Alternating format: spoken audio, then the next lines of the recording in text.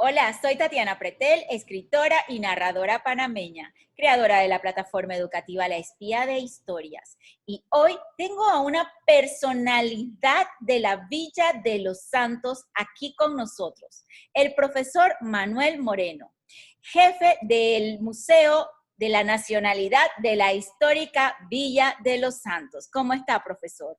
Muy buenas tardes. Mucho gusto de estar acá en tu canal.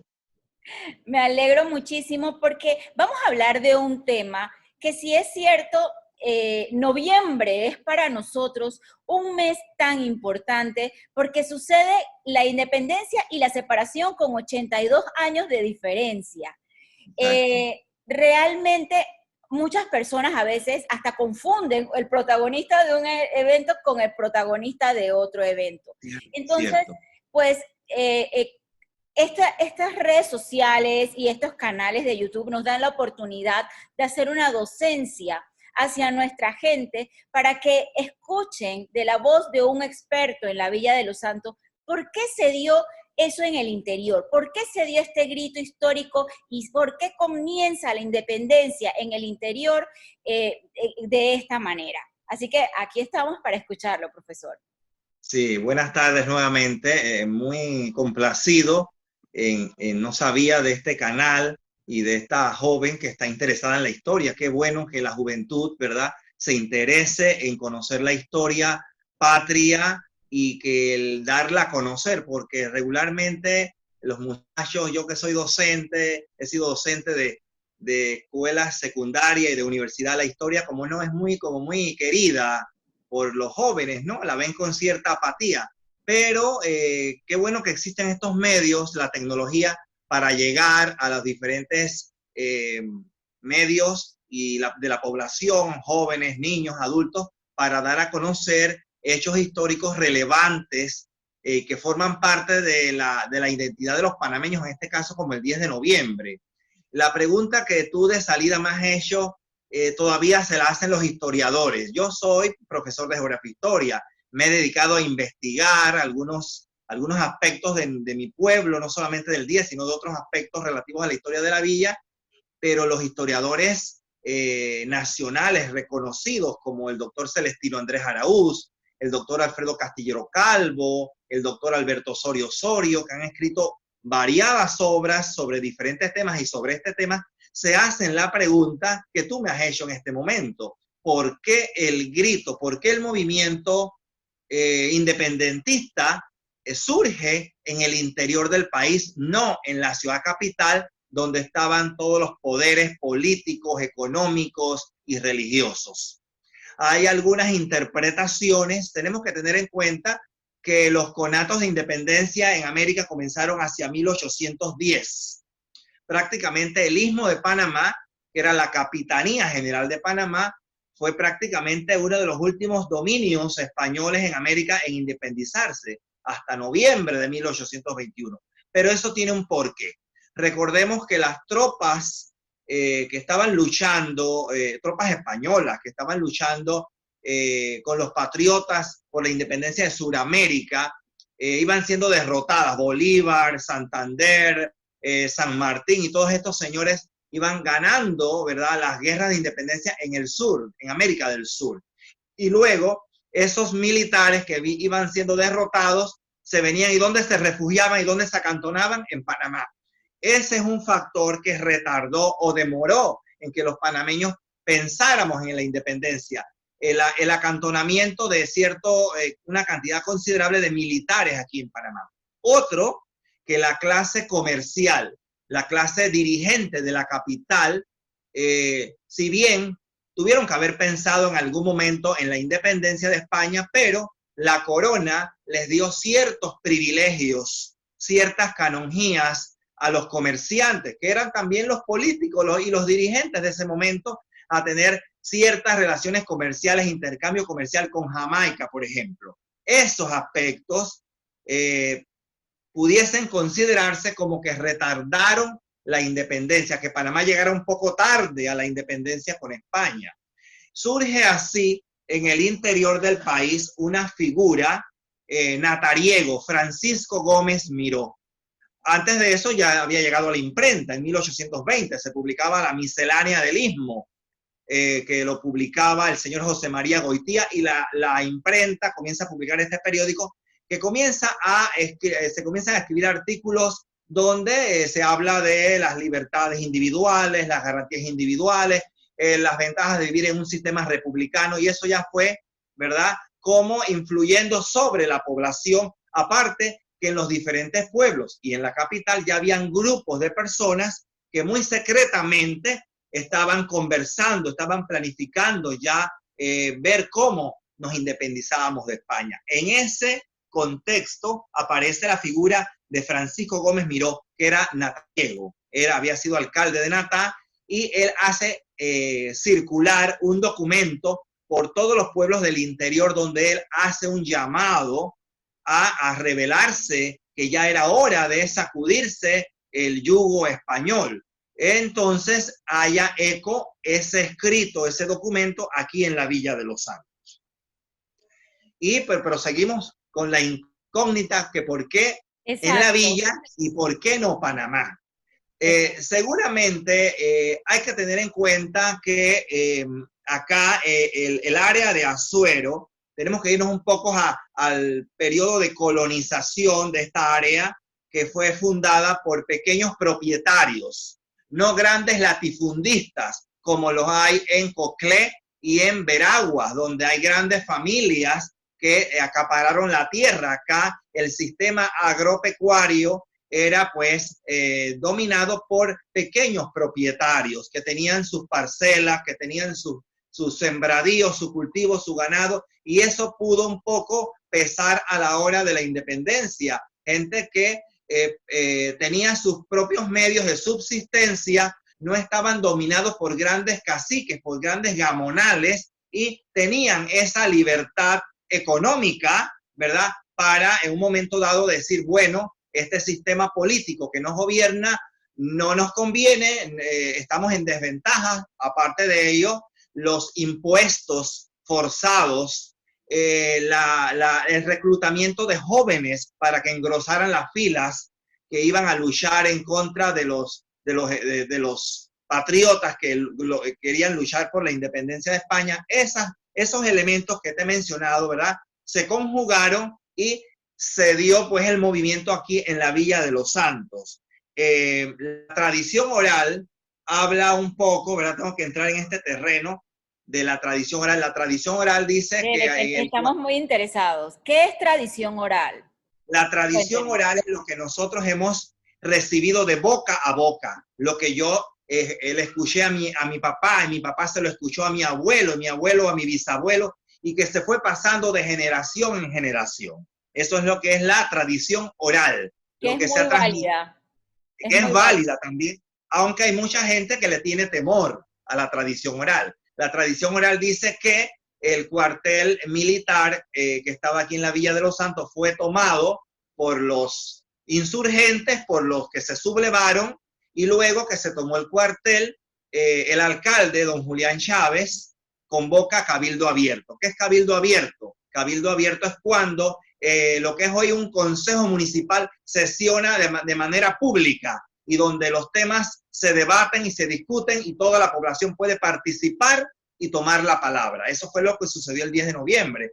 El cabildo de la villa sesionó de manera pública para deliberar sobre los acontecimientos que se habían suscitado el 10 de noviembre de 1821. Y entonces de esa deliberación, de ese cabildo abierto, surge el documento que conocemos como el Acta de Proclamación de Independencia de la Villa de los Santos, donde los firmantes, los cabildantes, hacen una relación sucinta de por qué ellos dan ese paso, inclusive expresan algunos temores hacia don José de Fábrega, que era el jefe civil y militar en Panamá. Ellos dicen, bueno, que acá hay suficientes hombres, pero no hay armas, de lo que carecen de lo que hay en Panamá. En Panamá hay armas, pero no hay suficientes hombres.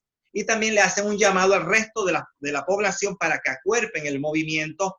Nombran a don Segundo Villarreal como el comandante de las milicias. Don Segundo era un hombre de reconocida influencia, no solamente aquí en la villa, sino en todo el contorno de lo que es hoy Herrera y Los Santos, que era la alcaldía mayor de Natán, comprendía esta parte de lo que es Azuero. Entonces, era una persona de reconocida influencia, era militar al momento del grito, en 1821 era capitán, el cabildo le da el título, el grado de coronel, lo nombra gobernador político de este sector del país, y él aparece como el dirigente máximo de este acontecimiento. ¿Por qué?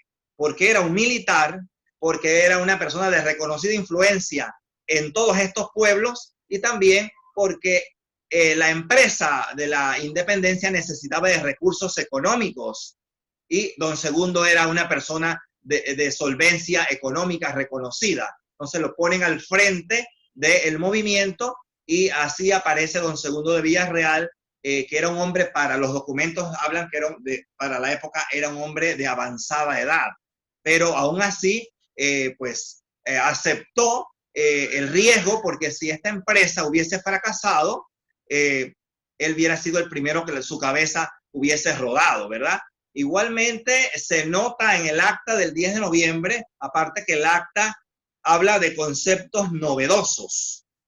Si comparamos el acta del 28 de noviembre, la que se redactó en Panamá, en la capital, y se compara con la que se redactó acá en la villa, son dos cosas diferentes. Acá se habla de garantías individuales, del derecho al ciudadano de unirse a Colombia, de vivir en un sistema republicano de gobierno, y el acta de Panamá habla más de aspectos económicos, de aspectos comerciales.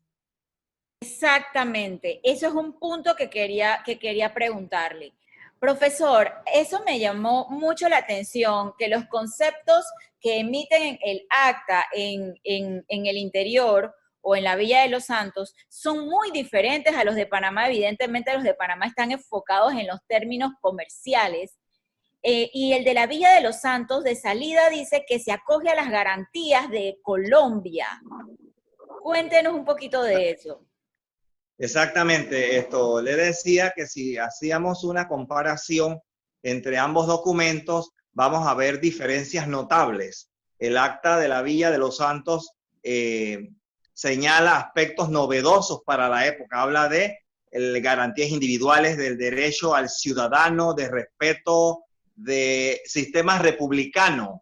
Ya acá en la Villa se insinúa, ¿verdad?, que nosotros debíamos adoptar el sistema republicano que sigue toda Colombia. Así textualmente habla el acta de la Villa. En cambio, el acta de Panamá hace una serie de consideraciones más que nada de tipo comerciales, económicas. Sí, y en un artículo expresan que las corporaciones militares, eclesiásticas, se han reunido para independizar el istmo de España, pero por otro lado declaran la unión voluntaria a Colombia, atenuándose a conceptos más que nada económicos, y no hablan de derechos de los ciudadanos, de las libertades, de la democracia, de los conceptos que sí habla el acta del grito de la Villa. Y le decía que en opinión de algunos versados historiadores, como el doctor Alberto Osorio, él dice que esos conceptos que llegaron a Panamá de la Revolución Francesa, de los enciclopedistas, ¿verdad? Esos conceptos filosóficos pudieron haber sido transmitidos por el cura, el padre José María Correoso, que menciona el acta, que estaba presente en la sesión del 10 de noviembre, y como era una persona preparada, una persona académicamente preparada, pudo haber sido el autor intelectual de esos conceptos que enuncia el acta del 10 de noviembre. Es increíble cómo el interior ya en ese tiempo estaba dotado de información, cómo nuestros pueblos estaban anuentes de lo que estaba sucediendo, y que el clamor de una independencia era galopante, que sucede el grito el 10 de noviembre, primero en la Villa de Los Santos. Tengo que decirte respecto a lo que usted acaba de mencionar, es que estos elementos, este grupo dirigente que como don Segundo de Villarreal tenía conexiones políticas y económicas con los dirigentes de la capital. O sea, esa gente tenía vínculos. Claro. Quizás tenían una visión diferente de cómo ver las cosas, ¿no? Pero tenían intereses comunes al saber que don Segundo tenía una casa en el barrio de San Felipe. Para tener en esa época una casa en el barrio de San Felipe, era una persona que tenía contacto con la dirigencia de la capital, y si bien los unían intereses comerciales, no así tenían una visión totalmente diferente, y eso lo vemos plasmado en el acta. También lo vemos plasmado, querida amiga, en los conceptos que emite don Mariano Arosemena. Don Mariano Arosemena, el padre de don Justo Arosemena, es uno de los próceres firmantes del acta del 28 de noviembre en Panamá. Él, algunas décadas después del 1821, escribe un libro que se llama Apuntamientos Históricos, y él se refiere despectivamente al grito de la villa y dice que en Los Santos aparece un movimiento irregular y deficiente. Pero después añade una oración y dice que ese movimiento motivó o hizo que los capitalinos aceleraran la independencia el 28 de noviembre. También tengo que decirte que sí había cierta diferencia o animadversión de la gente de la capital hacia la gente del interior, porque el señor José de Fábrega, de que los santeños expresan en el acta que había cierto temor de cómo actuara el señor Fábrega, y no estaban equivocados, manda acá a la villa 2 tenientes coroneles que llegan el 20 de noviembre. Sí. Y a tratar de persuadir. Exactamente, pero acá se les dice, no, y acá lo que hicimos ya está hecho, y ahí Gómez Miró, los libros, los textos, el grito de la villa de don Ernesto Nicoló dice Gómez Miró dice que si hay que derramar hasta la última gota de sangre, hay que derramarla en defensa del movimiento, y a los capitalinos no les quedó otra cosa que organizarse y declarar la independencia el 28 de noviembre. También hay que destacar otra cosa. No todo el interior estuvo apoyando la independencia de la Villa de los Santos y el movimiento que surgió acá. Por ejemplo, Santiago, Natá y la villa tuvieron que amenazar a Santiago para que se adaptara o asimilara o apoyara la independencia. El acta de Santiago no es hasta del 1 de diciembre de 1821. Y eso es entendible también, Tatiana, porque recordemos que Santiago es el asiento de los Fábrega, de esa familia poderosa, y ahí estaba pues todo el poderío de los Fábrega y don José de Fábrega y toda su familia, y la influencia que esa familia pudo haber ejercido en esa ciudad de Veraguas, ¿no? Yo tengo que decir que José de Fábrega jugaba un papel de juez y parte, que valdría la pena después poder hacer una conferencia sobre la figura del general o el coronel José de Fábrega, en donde él realmente está nombrado como lo dejan, el general Espinar se tiene que ir a Quito y lo deja allí. Entonces él está de parte de los españoles, pero después, siendo ismeño, entonces también le toca apoyar la causa. Pero profesor, hablemos un poquito también de todos estos datos de Segundo Villarreal, porque mucha gente me pregunta que si la pintura o el grabado que hay de él físicamente, si es cierto o si es sacado de alguna descripción. ¿Qué nos puede decir usted? Bueno, mire, el cuadro que yo vi en su canal, vi un avance sobre datos de don Segundo. Usted muestra ahí la pintura de don Segundo de Villarreal, que fue pintada en los años 90, 93, 94, por el pintor santeño Juan Manuel Cedeño. Yo sabía prácticamente que había sido Juan Manuel Cedeño, sí. Juan Manuel Cedeño, sí. Juan Manuel Cedeño lo pintó, se lo regaló al colegio de aquí que lleva el nombre del coronel. Y realmente hay que decirlo, ese es un cuadro imaginado.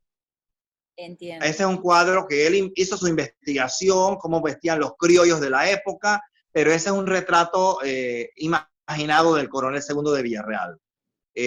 Los datos que se conocen. Tenemos que decir algo, porque este canal y estos temas, como usted al principio lo mencionó, es docencia, ¿verdad? Para que la gente aprenda. Claro.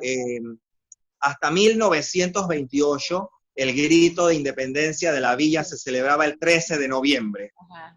No se celebraba siempre el 10. Se celebraba el 13 porque por los recuerdos de la gente más vieja del pueblo, pero el señor Ernesto Nicoló viaja a los archivos, o él estaba más bien como diplomático. Exacto. Exactamente, y él busca en los archivos y encuentra todos los documentos que hablan que el grito había sido dado el 10. Ahí surge pues el cambio de la fecha sustentado en la documentación. Yo vi el a partir de ese el decreto está digitalizado. Exactamente. Exactamente.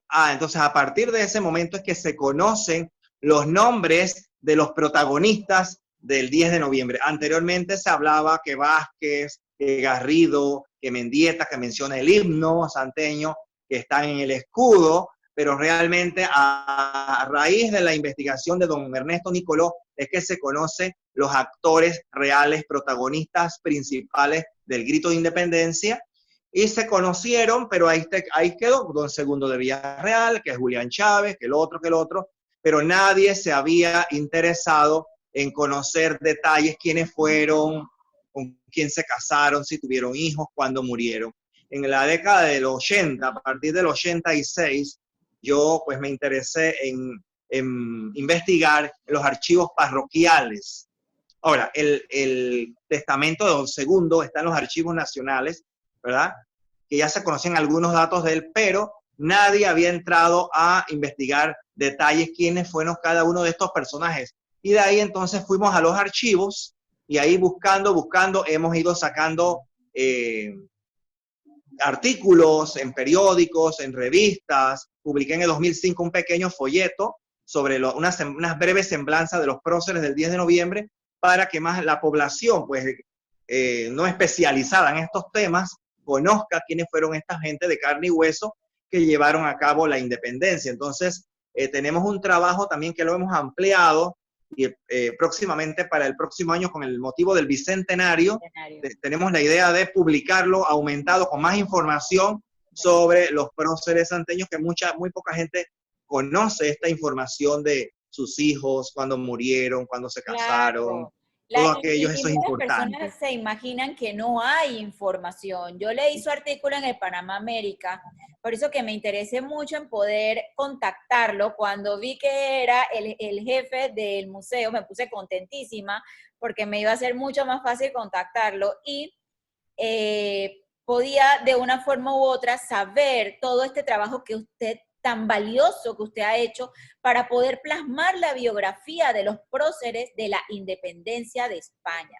Porque solamente hablamos de la separación de Colombia, cuando realmente sin independencia de España no iba a haber separación de Colombia, porque no, claro que sí. Eso nos hizo evolucionar. Ok, ahora hablemos de un tema muy polémico, pero que a todo el mundo nos gusta. Rufina Alfaro. Ya me imagino, y ese era el tema, sí. Ella es de mi favorita. Bueno, ese tema, como usted acaba de decir muy bien, es polémico y cuando llegan estos días, pues levanta pasiones, ¿no? A favor y en contra. Mucho, sí. Muchísimo. Bueno, hay que de salida decir que sobre ella, pues no hay nada escrito, ¿verdad? Ella no podía aparecer en el acta, puesto que ella no era autoridad, y una mujer metida en políticas en 1821, eso era inconcebible. Era una campesina, probablemente analfabeta, pero la tradición oral insistentemente la señala como una informante.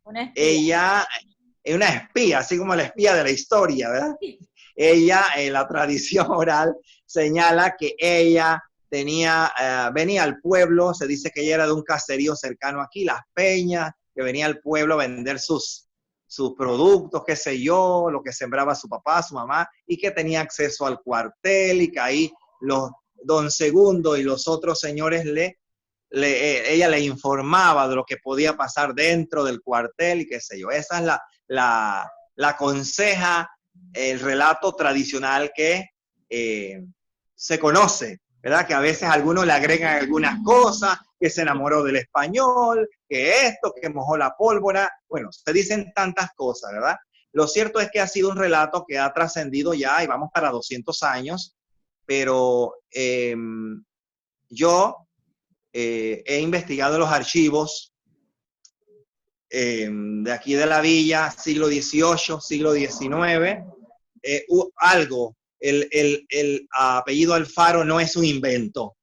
El apellido Alfaro sí no es muy común aquí, pero sí existió y todavía existen personas de apellido Alfaro. Si no es el más común del pueblo, pero sí existió, una realidad histórica. Dos, los Alfaros, comprobado en los archivos, con documentos, los Alfaros vivían en el sitio de las peñas, así dicen los libros de la parroquia, en el sitio de las peñas. O sea, dos cosas, ya, que no son inventos.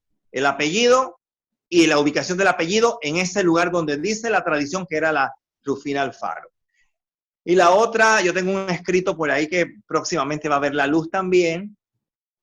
No he encontrado entre 1800 a 1821 ninguna mujer que se llame Rufina, pero sí he encontrado una mujer que se llama Rudecinda Alfaro. Vivió, la he podido localizar como madrina de bautismo de 1810 hasta 1826. Muere en 1855. No estoy diciendo que esa es Rufina Alfaro, pero llama la atención varias cosas. Vivió en la misma época de Rufina Alfaro. Estuvo presente aquí en todos los años antes y posterior al grito de independencia. El apellido, y yo agrego otra cosa, estoy especulando, yo agrego otra cosa, la similitud del nombre, Rudecinda a Rufina. Ahí hay una similitud. Pero en mi escrito yo digo que hay aproximaciones entre los dos personajes, pero hay también contradicciones. ¿Y cuáles son las contradicciones? La leyenda dice que Rufina era una joven de entre 17 a 22 años. Una joven moza, una moza. Pero la Rudecinda que yo he localizado, ya para 1821 tenía hijos casados. Era ya una adulta, o sea, como que no coincide. Sí. No coincide en ese aspecto los personajes. Pero yo termino diciendo, no se ha equivocado, la tradición era en el nombre. No será Rufina, Rudecinda, Rufina o viceversa. Eso está hay que seguir investigando. Está en desarrollo. Y eso va a sí, salir, eso va a salir yo estoy segura de que en un par de años vamos a poder saber de verdad la identidad de Rufina, porque no puede ser posible en Panamá. Nosotros no somos tan inventores de personalidades. Bueno, hay una por ahí, pero la figura de Rufina es muy latente. De hecho, en la Guerra de los 1000 días, como lo dije en uno de los videos, ya existían mujeres, o sea, existían mujeres espías en Panamá. Está la Negra Liboria, y ahí pongo los nombres, y que el Belisario Porras nombra a una de las mujeres espías que trabajó con él por parte del Partido Liberal.